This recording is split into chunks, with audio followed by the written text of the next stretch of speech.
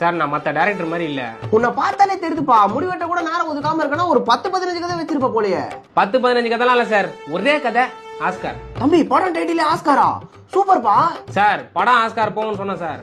ஆஸ்காரா? தம்பி காலையில விநாயகருக்கு தோப்புக்காரனை போடும்போது 9வது தோப்புக்காரனுக்கு உட்கார்றேன், முட்டில டொடாக்குன்னு ஒரு சத்தம்பா. அவ்வளவுதான் நம்ம வாழ்க்கை முடிஞ்சுன்னு நினைச்சேன். ஆனா அந்த சத்தம் தான் என் வாழ்க்கையோட தொடக்கத்துக்கான ஒரு சிக்னல். இப்பதான்ப்பா தெரியுது. தெய்வம்பா, நீ கதையை சொல்லுப்பா. சார் ஓபன் பண்ணா பட்டா பகல்ல நடு ரோட்ல. என்னப்பா கொலையா? சார் நான் தான் சொன்னல சார், நான் மத்த டைரக்டர் மாதிரி கிடையாதுன்னு. சாரிப்பா சொல்லுப்பா. பட்டா பகல்ல நடு ரோட்ல ஒரு பிய காட்டுறோம் சார். கால்ல இருந்து எல்லாமே தப்பா கேக்குதுப்பா. நீ என்னப்பா சொன்ன? சார் உங்களுக்கு கரெக்டா தான் கேட்டுக்குது. பி வச்சுதான் கதையே. பியா? அது ஏன் சார் அதை விட கேவலமா மூஞ்சி வச்சுக்கிறீங்க? தம்பி பிய வச்சு யாருன்னா படம் எடுப்பாங்களா? சார் ராஜமௌழி ஈய வச்சு படம் எடுக்கும்போது நம்ம ஏன் சார் பிய வச்சு படம் எடுக்க கூடாது? ஈயோ பியோ ஒன்னாடா? வரவெல்லாம் பி கதை எடுத்துன்னு வரான்னு கவலைப்பட்டா நீ என்னடா பிய வச்ச கதை எடுத்துன்னு வந்துக்கிற? சார் நீங்க ஏன் சார் பிய டிஸ்கஸ்டிங்கா பாக்குறீங்க? ஆர்ட்டா பாருங்க சார். நான் ஏன்டா பிய ஆர்ட்டா பாக்கணும்? இந்த படத்தை எடுத்து ரிலீஸ் பண்ணனா போற வரவனா நான் பி பட ப்ரொடியூசர் கலாய் பண்ணுங்கடா.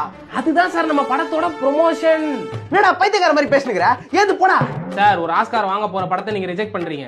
ஆஸ்காரா? இந்த படம் ரிலீஸ் ஆச்சுன்னா உனக்கு ஒரு பொம்மை கார் கூட கிடைக்காது. போடா. சார் இந்த படத்தோட டைட்டில் மட்டும் கேட்டீங்கன்னா உடனே கையில காசு எடுத்து கொடுத்துருவீங்க. பிய வச்சு எடுத்த படத்துக்கு நான் மூத்ரோன் டைட்டில் வச்சிருப்பேன். சார் என்னடா எப்படி சார் கண்டுபிடிச்சீங்க? அதான் சார் டைட்டில். டேய் கால்ல கூட விடுறேன்டா. போடா.